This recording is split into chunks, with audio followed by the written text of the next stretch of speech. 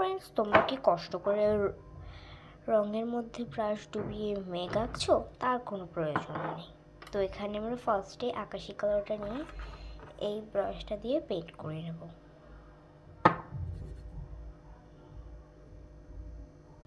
এই যে আমার পেইন্ট করা শেষ।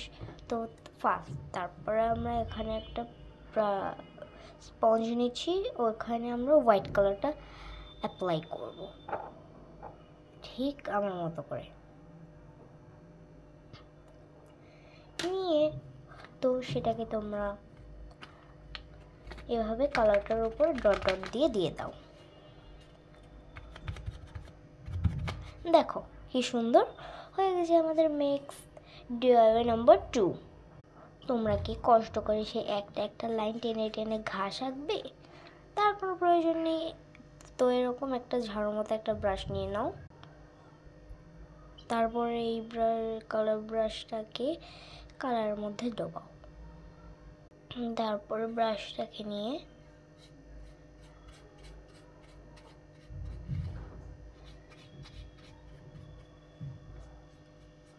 এঁকে দাও। এই যে আমাদের তার খুব সহজে এবং তাড়াতাড়ি ঘাস আঁকা হয়ে গেল।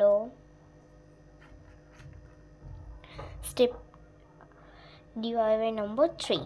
তোমরা কি সেই একটা কালারের মধ্যে করে ডুবিয়ে ডুবিয়ে কি রংধনু আঁকছো?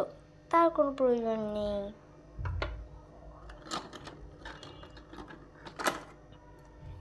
এরকম মোটা একটা ব্রাশ নাও।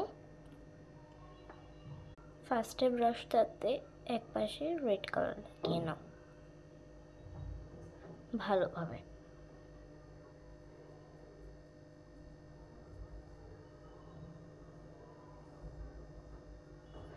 তারপরে অরেঞ্জ,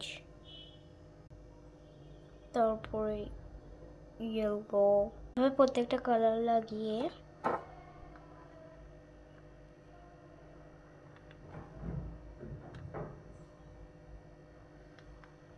আমাদের রংধনু রেডি।